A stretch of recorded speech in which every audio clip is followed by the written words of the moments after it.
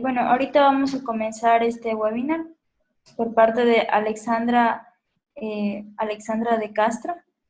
Ahorita voy a dar un pequeño resumen de su trayectoria. Ella obtuvo un doctorado en física teórica por la Universidad Simón Bolívar en Caracas, Venezuela, en el 2001. También obtuvo sus postdoctorados en el Instituto Venezolano de Investigaciones Científicas durante el 2002 y 2003 y en el Instituto de Física Teórica de la Universidad Hannover en Alemania durante el 2003 y el 2006. Fue docente e investigadora en la Universidad Simón Bolívar durante el 2006 y 2009 y en la Universidad Sydney, Australia, durante el 2009 y el 2011. Ella es experta en comunicación de la ciencia y la tecnología y actualmente es cofundadora y presidente de la Fundación Persea. Bueno, esperemos que todos... Bueno, esperemos que esta charla salga de la mejor forma. Por favor, les pedimos a todas las personas que tengan preguntas que las escriban en el chat global para que al final de la charla podamos leer las preguntas en orden y de esta forma Alexandra pueda responderlas. Y una vez más les recordamos mantener apagados los micrófonos. Bueno, entonces, muchas gracias, Alexandra. Te cedo la palabra.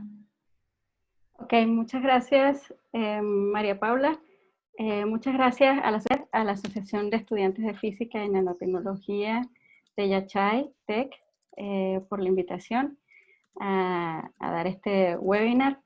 Les decía que cuando hablé con Solmar, la idea era que yo hablara sobre la Fundación Persea, pero sobre todo me pareció interesante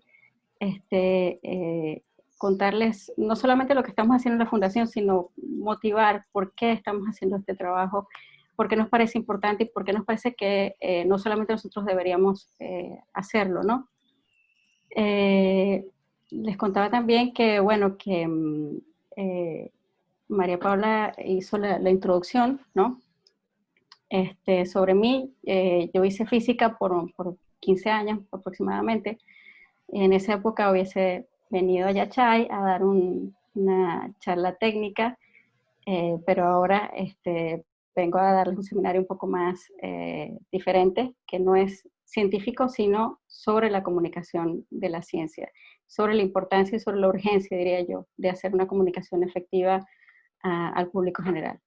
Entonces quiero comenzar motivando la charla con el gran Bertrand Russell.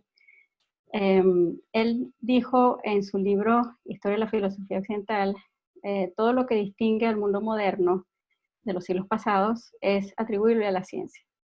Y esto nos puede parecer a nosotros como científicos que somos y que hemos sido algo que es cierto, pero de repente no le hemos dado la importancia y no hemos entendido el peso que tiene, ¿no? Y el peso lo podemos ver aquí, por ejemplo, con los sociólogos que estudian la ciencia desde el punto de vista del impacto que tiene en las comunidades y en, digamos, a nivel de la economía. Por ejemplo, les puedo citar a este sociólogo alemán, ¿no?, que se llama Nico Stern. Él estudia el impacto de la ciencia en la sociedad, y él dice que el conocimiento científico, ¿no?, que sale de los métodos científicos es fuente de valor añadido en la producción de bienes y servicios, es decir, que tiene un impacto en el Producto Interno Bruto, ¿no?, de las naciones, y que el conocimiento científico emerge como una fuerza productiva, ¿no? Entonces, ejemplos, les puedo dar muchos ejemplos del siglo XXI. El más importante, diría yo, el más emblemático es la ciencia de los datos, ¿no? Hoy en día la economía la mueve la ciencia de los datos, por decirlo de algún modo. Las compañías usan la ciencia de los datos fuertemente, casi prácticamente todas las compañías usan la ciencia de datos, no solamente para crear productos, sino también para crear estrategias para ellos mismos conducirse, ¿no?, como empresa. Hoy en día también la agricultura, la industria de los alimentos está llena de la edición genética. En el futuro se espera también que esto crea lo que se llama el CRISP, C9, estas nuevas técnicas para editar genes representen una revolución en la medicina, ¿no? Incluso a nivel de cómo se conciben los niños. Tenemos la inteligencia artificial, la robótica, hoy en día todo está automatizado, dependemos cada vez más de la automatización en la casa, en el trabajo, y también vivimos en la era de la información, ¿no? Ahorita estamos todos conectados, nos relacionamos, trabajamos y hacemos una cantidad de cosas a través de las comunicaciones, y estas comunicaciones, por cierto, tienen un uso bastante notorio, ¿no? Fuerte de la física moderna, ¿no? Como la mecánica cuántica, la relatividad general. Entonces, estos son los ejemplos del impacto que tiene la ciencia en nuestra vida diaria, que no es poco, es todo, es todo. Toda la sociedad está impactada por la ciencia y la tecnología. ¿Cuál es el problema? Hay un problema. Bueno, el problema es que la educación científica que tengan los ciudadanos de las naciones impacta en la percepción pública que se tiene de la ciencia y la tecnología, y ese impacto en la percepción tiene a su vez un impacto en la democracia y en el gasto que se va a hacer del porcentaje del PIB en el gasto en la ciencia, ¿no? Entonces, ¿dónde se observa esta falta de educación científica si la hubiera? Si la hay, obviamente la hay, la vemos todos los días en la ciudadanía. Una muy clara es el miedo a las nuevas tecnologías, ¿no? El miedo a las vacunas, el desconocimiento del cambio climático, el miedo a los GMOs, la existencia de campañas muy fuertes en contra de los organismos genéticamente modificados en la agricultura, y todo esto proviene del desconocimiento de las ciencias básicas. Todas estas son personas que se organizan para estar en contra de estas tecnologías. Son personas muchas veces que no saben qué es una proteína, no saben qué es una célula, no tienen ni idea de lo que están diciendo, pero ellos están en contra. Es el caso también, por ejemplo, de esta nueva tecnología 5G. Muchas personas que organizan campañas o que van y queman antenas no saben qué es una onda electromagnética, no saben cómo se propaga, pero pretenden querer decidir que no debe existir la tecnología 5G, ¿no? Y la otra desventaja es que también hay una falta de conciencia de cuáles son los potenciales usos de las nuevas tecnologías. Por ejemplo, ahorita existen por allí empresas que venden kits de edición genética, como esta empresa Odin, que la vende por Amazon, totalmente, absolutamente de manera irresponsable. Nadie sabe, digamos, se lo vende al público general sin ningún tipo de supervisión. Por ejemplo, están las nuevas megaconstelaciones de satélites que supuestamente están prometiendo que nos van a conectar mejor, pero que tienen el problema de que están molestando tienen una contaminación lumínica muy alta, están molestando las investigaciones en astronomía. Otro ejemplo importante es la basura espacial. Todo este tipo de ejemplos son cosas que son preocupaciones que tienen los científicos de cosas que están ocurriendo alrededor de los usos de la tecnología, pero que no son apoyadas ni son vistas por nadie porque a nadie le interesa. Las personas no hay una discusión educada en términos científicos de ética científica y de los usos de las tecnologías. No existe una discusión real basada en conocimientos reales, ¿no? Sino que hay mucha fantasía, temores en donde no deben existir temores y cosas que no se ven donde debería haber un poco más de ojo puesto, ¿no? ¿Y cuánto desconocimiento sobre ciencia y tecnología hay en los públicos generales?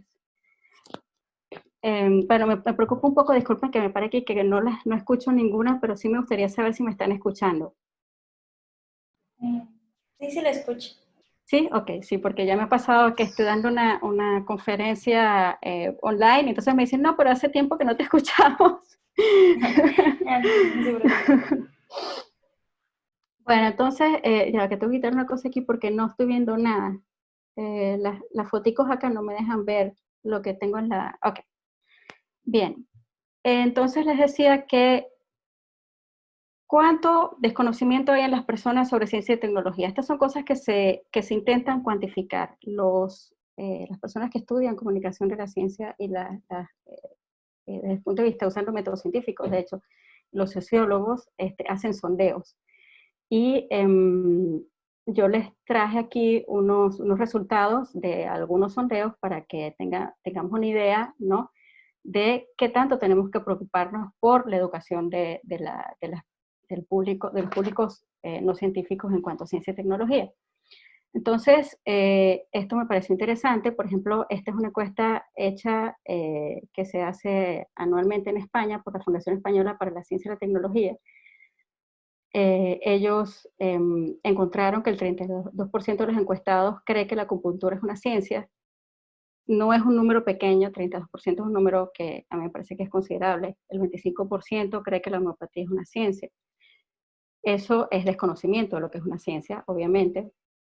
Por otro lado, encontraron que el 87% cree que la ciencia y la tecnología ofrece beneficios, ¿no? Pero esta es una percepción que ellos llaman paradigmática, y es paradigmática porque cuando les preguntan por algunas cosas de tecnología como la inteligencia artificial y la robótica, entonces prácticamente el 50% de las personas piensan que la inteligencia artificial o la automatización es mala y tiene demasiados riesgos y cosas por el estilo. Ya va, un momento que no puedo, no, ajá, ok, bien. Entonces, esta es otra encuesta. Esta es una encuesta que se hace a nivel mundial en 14 países en los 5 continentes. Hay 2 países de América Latina aquí, que son Brasil y México. Esta encuesta la auspicia 3M y la hace Ipsos, una consultora, la hacen anualmente. Esta es la del 2019, se entrevistaron a 14.000 adultos.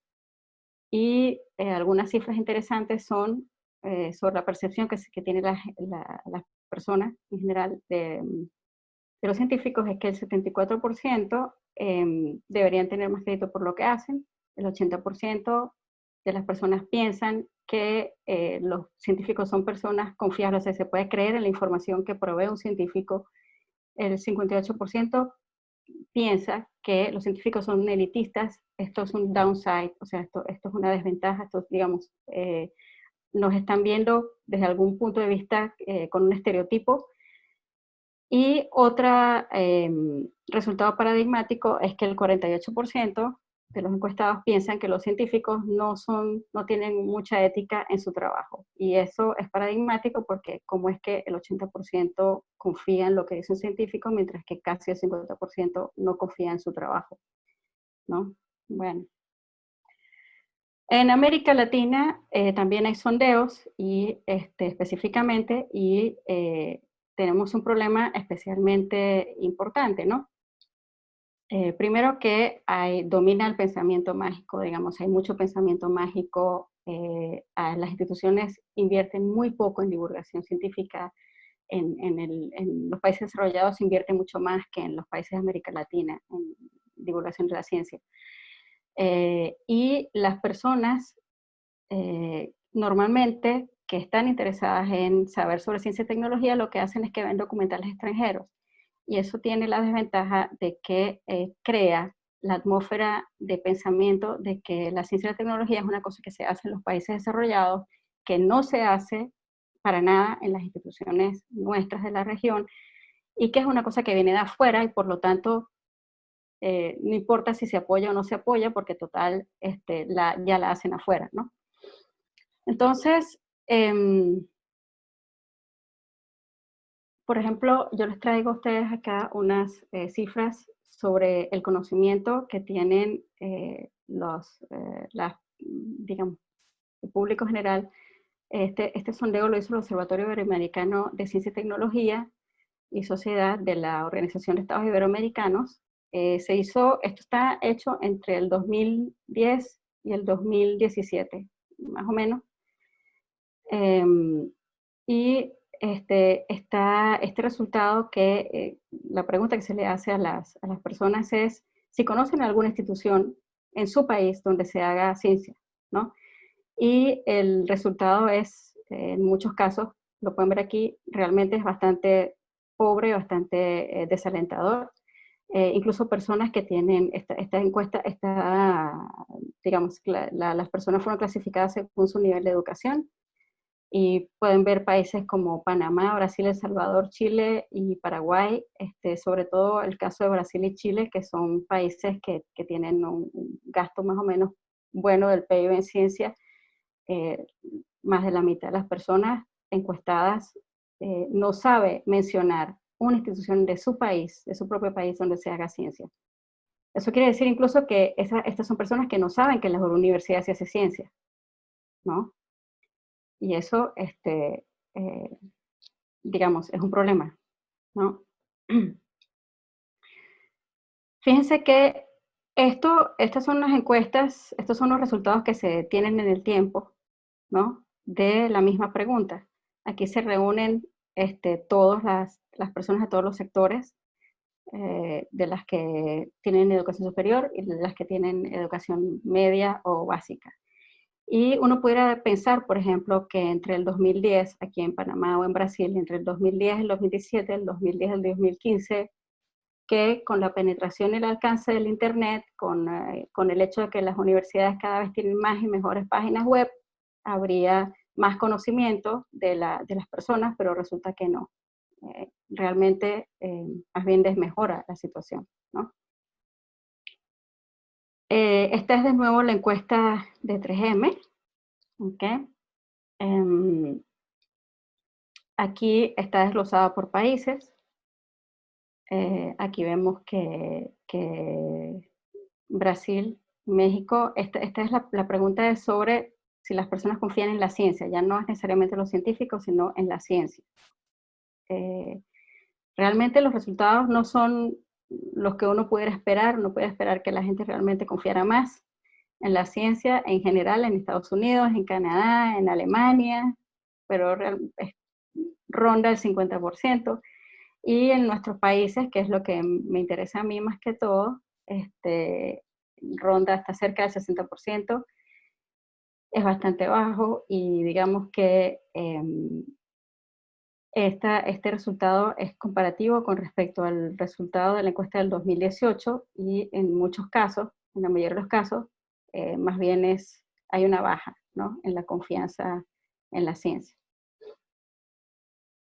¿Qué hay del otro lado? ¿Qué hay del lado de las instituciones? Bueno, ese estudio lo ha venido haciendo la red POP, ¿no?, que es una red de periodistas científicos que está liderado por Luisa Mazzarani. Ella es la directora de la revista SciDef Latinoamérica, ¿no? Ciencia para el Desarrollo. Ellos han venido haciendo estas encuestas, hicieron con las instituciones. Esto ya no es con las personas, sino a las instituciones, ¿no? Y ellos enviaron 400 encuestas a 20 países y tuvieron un retorno, o sea, fueron respondidas solamente 123 encuestas de 14 países, y con esto ellos publicaron un estudio bastante exhaustivo y bonito, ¿no? Y yo les quería mostrar a ustedes acá este resultado que me pareció interesante, ¿no? Porque claro, tampoco les puedo llenar toda la charla de números. Por cierto que yo tengo todos estos diagnósticos y sondeos están en internet, son relativamente fáciles de conseguir a partir de la referencia que les doy aquí abajo.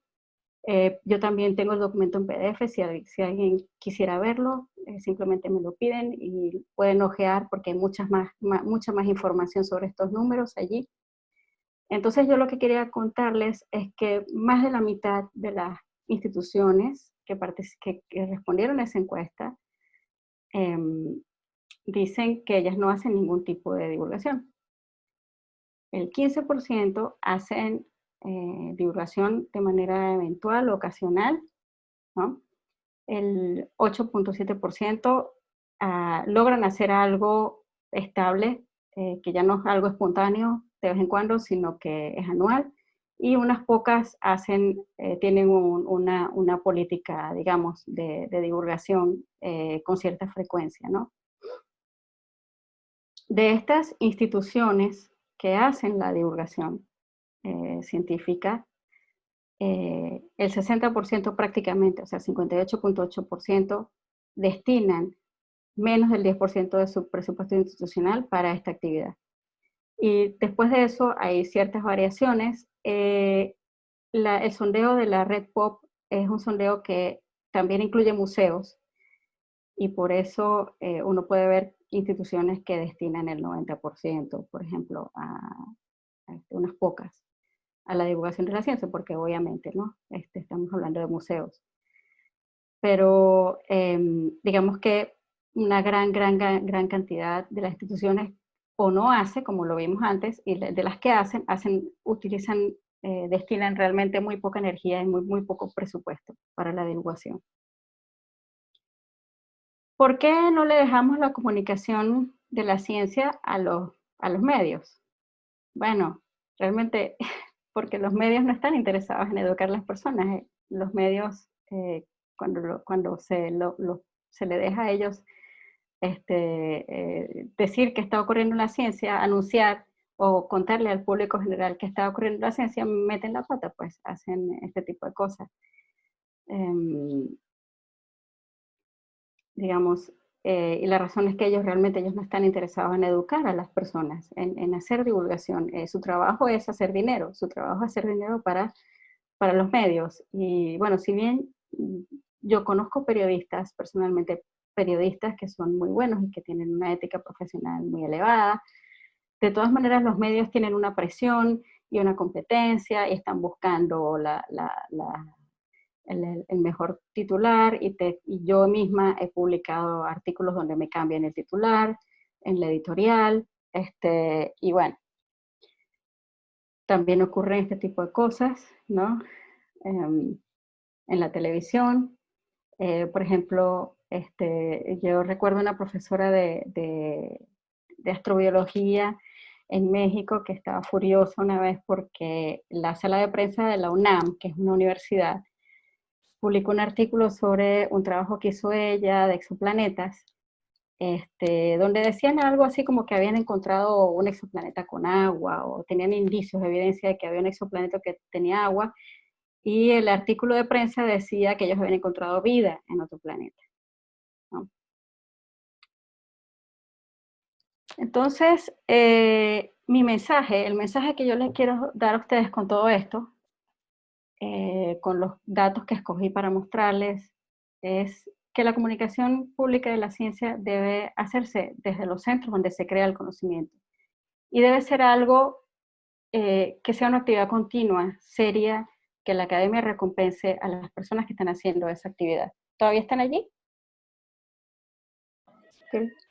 Quería preguntar si se ha escuchado. Ok, sí, bien.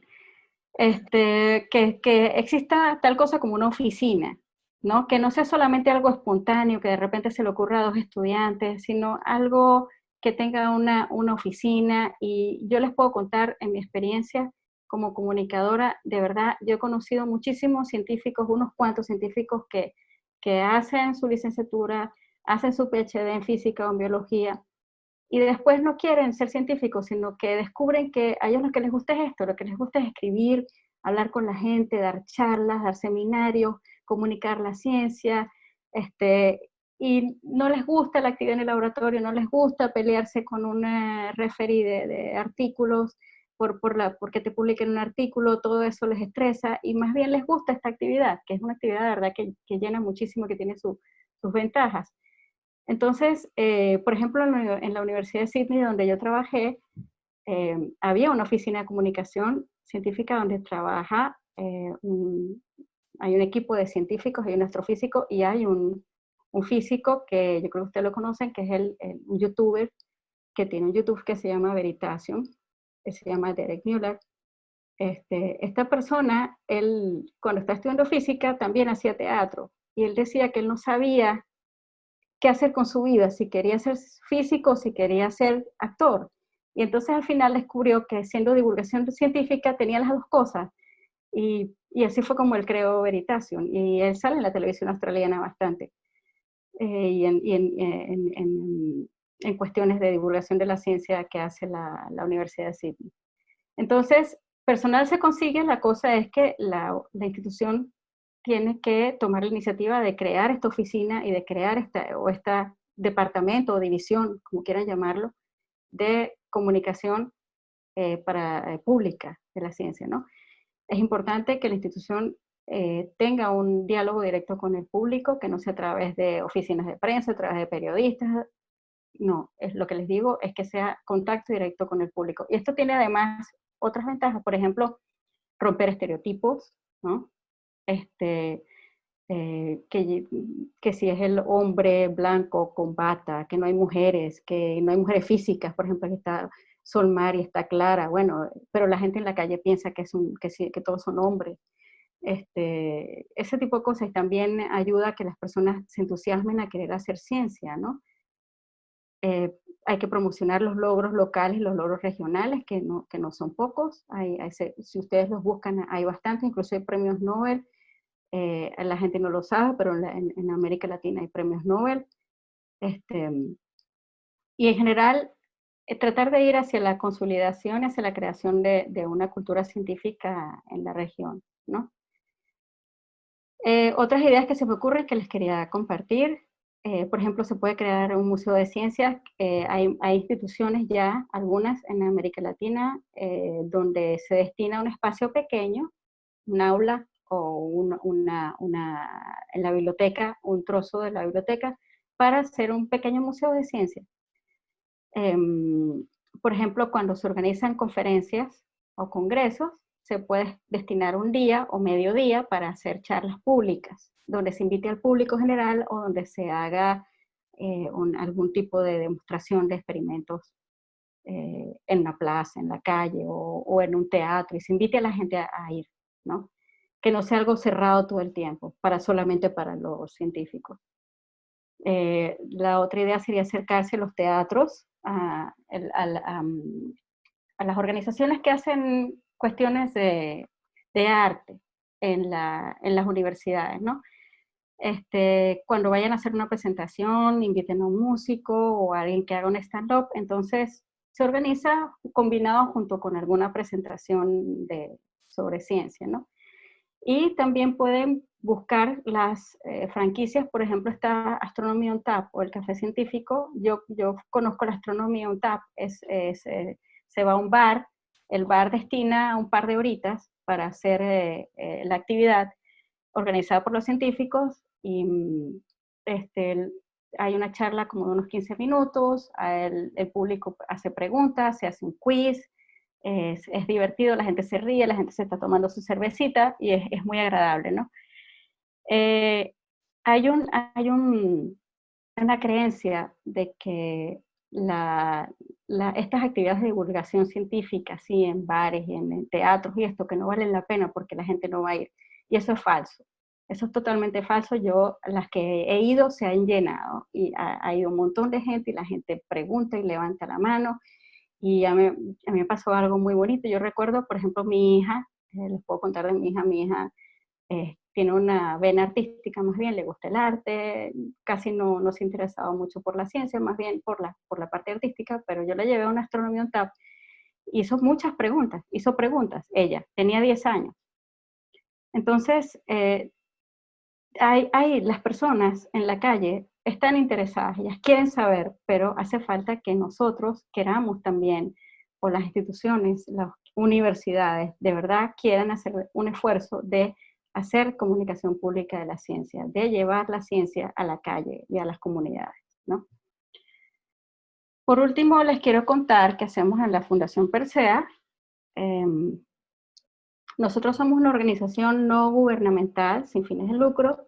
Somos un equipo de 6 personas, trabajamos totalmente voluntarios en esto. Y tenemos una revista, tenemos un podcast. Nuestra idea es colaborar con los científicos latinoamericanos. Los científicos latinoamericanos están invitados, ustedes que son mi público de ahorita, están invitados. O sea, en este momento aprovecho para invitarlos. Si eres científico latinoamericano, a escribir para nosotros, a ser entrevistado por nosotros en el podcast. Nosotros hacemos edición de estilo, nosotros te llevamos de la mano en cómo se escriben los artículos de divulgación, cómo se hace para limpiar el exceso de cuestiones técnicas, cómo se hace amable el artículo para que el público general lo quiera leer. Hacemos todo esto, ¿no? Tenemos redes sociales, hemos producido material educativo. Hemos producido hasta ahora 120 artículos, 18 podcasts, hemos tenido 16 autores de diversos países, Argentina, Bolivia, Colombia, Ecuador, México y Venezuela. Entre las entrevistas hemos tenido a muy destacados científicos que además de estos países de arriba, vienen también de Perú, de Chile, de Uruguay. Y bueno, los 3 productos educativos que hemos producido, que les mostré hace un momento, no hemos producido más porque realmente es bastante, el esfuerzo es grande, producir cada una de estas cosas y bueno, no es fácil hacer la distribución y las ventas y todo esto, ¿no? Pero ha sido muy satisfactorio hacerlo, que fueron los 2 calendarios. Uno de estos calendarios fue el calendario de los héroes científicos latinoamericanos, que tuvo mucho éxito, y también este del 2016, que es el calendario que lo imprimimos y todo, de los hitos de la ciencia y la tecnología en América Latina. Y bueno, publicamos un ebook en Amazon, está por menos de $3 en Amazon, tiene artículos bonitos sobre ciencia, escritos por nuestros invitados, ¿no? Y estamos aquí en las redes sociales, en Twitter, Facebook e Instagram. Y estas son nuestras páginas web. Y bueno, muchas gracias. Eso era todo lo que les quería contar. Y gracias por la invitación. Muchas gracias, Alexandra. En este momento procedemos a la ronda de preguntas. Bueno, les comento, si alguien tiene una pregunta, la escribe por el chat, entonces vamos a leerlas en orden. Por ahora, bueno, yo tenía una pregunta. O sea, la puse en el chat, pero quería saber qué piensas, o sea, se me acaba de ocurrir. Tal vez sería una buena idea, o no sé, tener una especie de organización a nivel mundial que se dedique exclusivamente a la divulgación de ciencia, de manera que yo he visto muchas fundaciones, organizaciones que se dedican independientemente a la divulgación, algunas en ciertas áreas de ciencia, otras en otras, pero no sé si sea factible tal vez hacer una especie de organización a nivel mundial, de manera que todas puedan ir articuladas a esta cabeza, por así decirlo. No sé qué tan complicado sea, pero no sé qué piensan tal vez ustedes. Sí, me parece que se ve bastante ambicioso, ¿no? Sí, hay un montón de organizaciones, todas somos no gubernamentales, muchas de nosotros lo hacemos así de manera no gubernamental, hay muchísimas de biología, las hay de medicina, de astrofísica, personas espontáneas simplemente que quieren hacer divulgación. Hay un problema de penetración, hay un problema de redundancia, necesitamos ser más. Por ejemplo, en Twitter tenemos el problema de los influencers y de los celebrities que de repente dicen una locura que no tiene nada que ver y que si el G5 propaga el COVID y entonces todo el mundo le retuitea y nosotros que somos pequeños pues nadie nos lee y queremos decir no, pero eso no es así. Y bueno, pero es una muy buena idea. Para esto tendríamos que sentarnos todos a tratar de hacerla. Por ejemplo, en la OEI y en la UNESCO, que son organizaciones mundiales, hay iniciativas de ese estilo. Yo pienso que en todo caso saldría de una organización así, que al final se haga un esfuerzo mayor a partir de la UNESCO o a partir de la OEI, que solamente es para Iberoamérica, pero ya es algo que engloba muchas naciones, ¿no? Sí, me parece que mi opinión es esa, ¿no? Que se ve ambicioso, pero que a partir de la UNESCO se pudiera tratar de hacer. Listo. La profesora Solmar pregunta, ¿qué crees que fue lo más difícil de hacer la transición de física teórica a divulgar la ciencia? Por experiencia ella comenta que es algo muy difícil. Ajá. Que es muy difícil captar al público. Mm. Ajá. Bueno, digamos que el punto es que son dos actividades muy, muy, muy diferentes, ¿no? Y yo estaba muy acostumbrada a cómo funciona la academia, a buscar trabajo en la academia, a saber cómo dirigía uno los académicos, y todavía me cuesta un poquito moverme en el mundo de la divulgación y en el mundo del periodismo científico. Hay muchísimo periodismo científico y a los periodistas científicos no les gustan los divulgadores. No les gustan, yo me los he encontrado las veces al principio cuando traté de enviar artículos a periódicos, me decían, pero tú no eres periodista, tú no puedes publicar aquí porque no eres periodista. Y me costó y ahora sí lo hago, pero es una cuestión de networking, ¿no? De tener una red, de conocer más gente, de que cada persona te presente otra y así sucesivamente, ¿no?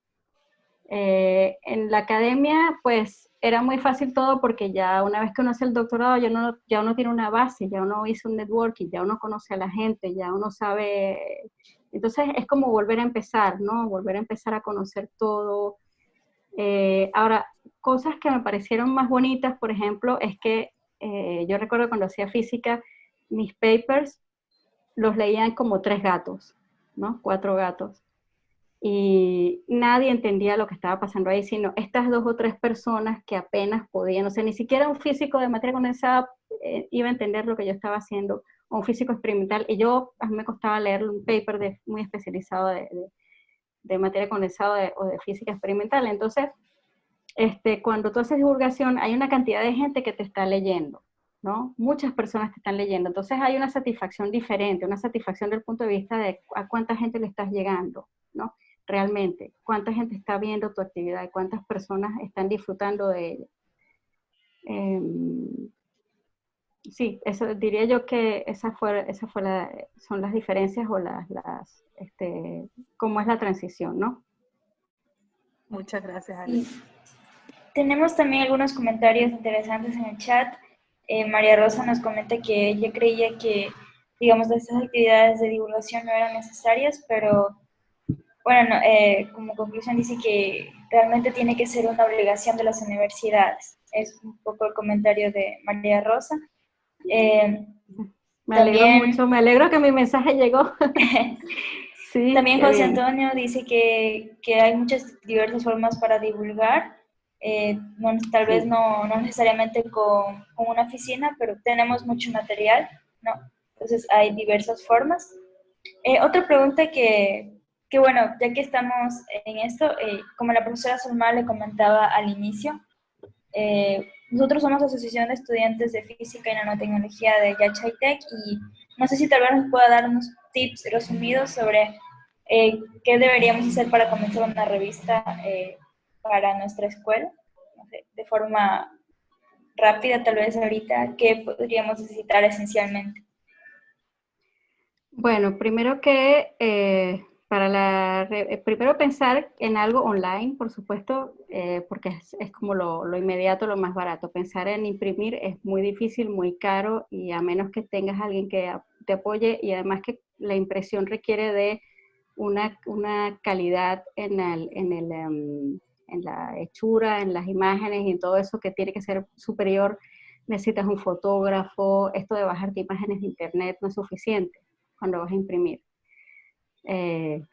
Sí. Pero empezar online, hacerlo, bueno, poco a poco, ir diciéndole a los profesores, vamos a publicar esta revista, hay que hacer un trabajo editorial, necesitas personas que se vayan a encargar de leer los artículos, de revisarlos, de hacer la revisión de estilo. Es importante tener en cuenta que la revista, yo sé que ahorita, por ejemplo, ahorita es un mal momento porque por el problema de la pandemia, incluso nosotros hemos bajado la frecuencia de las publicaciones, pero una revista requiere una cierta frecuencia de publicación, ¿no? Requiere que uno se comprometa a tener una frecuencia en las publicaciones. Se pueden hacer entrevistas, se puede ir hasta los laboratorios, entrevistar a los profesores. Bueno, ese tipo de cosas. Si quieres más tips, lo que tiene que hacer Solmara es que me contacta y hablamos un rato así largo. Listo. Sí. Profesora Samar, no se preocupe, hable por el micrófono.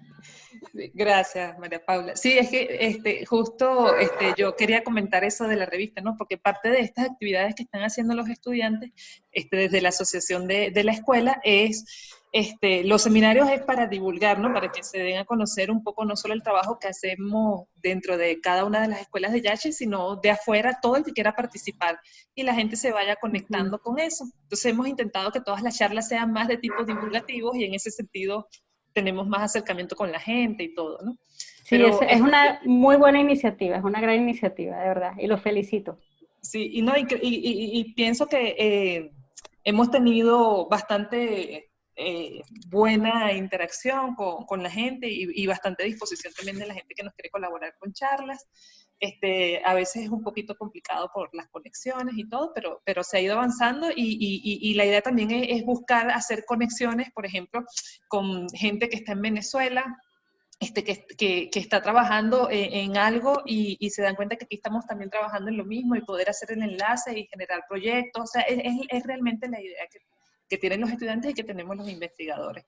Entonces, ahorita que te ofreciste a que quizás podamos tener algunos artículos en la revista, Claro. aquí hay mucha gente que está haciendo, sobre todo los estudiantes. O sea, debo decir que yo nunca había visto tanta iniciativa de emprendimiento científico directamente aplicado con la sociedad en un grupo de estudiantes. Y aquí en esta universidad donde yo estoy, eso se ve mucho. Y yo creo que por allí es una buena forma de calar con la gente, porque les está resolviendo directamente un problema, ¿no? Y son actividades netamente científicas. Entonces ellos saben cómo darle la vuelta y vender.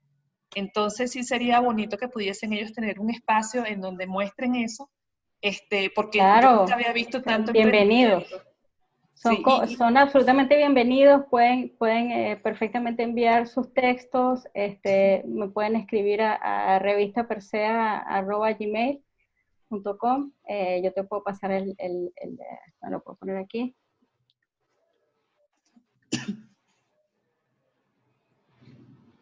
Si está bien escrito, revistapersea todo pegado, gmail.com, ¿no? es.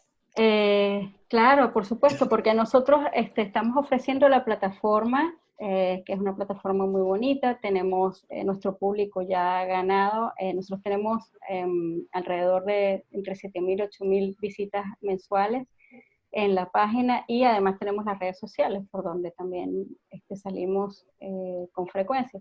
Sobre todo Twitter es la que más usamos, ¿no? Uh-huh. Entonces, sí, por supuesto que nosotros tenemos un artista, con nosotros trabaja un artista que hace las imágenes porque la parte visual es importante. Y si algún investigador de Yachay está interesado en hablar con nosotros, también lo podemos entrevistar para el podcast. Y veo aquí unos comentarios de José Antonio. Hola, José Antonio, muy bien. Sí, señor. Yo recuerdo que José Antonio hacía, hola Roxy, yo recuerdo que José Antonio López y Luis Cisneros se iban a los colegios a llevar unos prototipos de hacer experimentos, demostraciones de experimentos a los colegios, ¿no? O sea que eso es algo que ellos ya tienen experiencia larga en eso, ¿no? Sí, eso es algo que nosotros, que no es nuevo para mí tampoco, porque yo trabajé con las demostraciones de física en la universidad, sobre todo en el stand de física, y también publiqué un par de artículos por ahí divulgativos cuando era estudiante. O sea, ese tipo de cosas no estaban alejadas de mis intereses ya cuando estaba haciendo física, ¿no? Y siempre me rondaba la cabeza, ¿no? Entonces cuando dejé la academia fue lo primero que se me ocurrió, esto es lo que yo quiero hacer. Todo el mundo me dijo, no, ahora tienes que hacer data science porque todo el mundo hace data science, y yo no, yo no quiero hacer eso, yo lo que quiero hacer es esto. Y bueno. Muchas gracias, Alex. Bueno, Gracias muchas a ustedes por la gracias. invitación.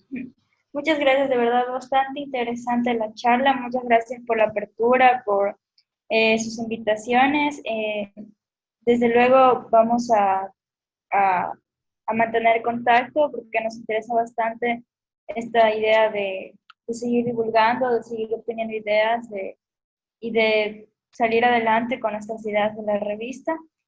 Muchas gracias a todos los presentes. Por ahora me parece que todos hemos quedado bastante encantados con la charla, muy interesante. Como me parece que no tenemos más preguntas, creo que podremos ir culminando. Y muchas gracias, Alexandra, por darse un tiempo para ilustrarnos en este tema tan importante. Ok, muchas gracias a ustedes por la invitación y por el rato tan agradable que pasé acá. De verdad me gustó mucho Listo. acompañarlos. Bueno, entonces sí, seguimos en contacto por las redes. Ok, perfecto. Seguro. Muchísimas gracias, Alexandra.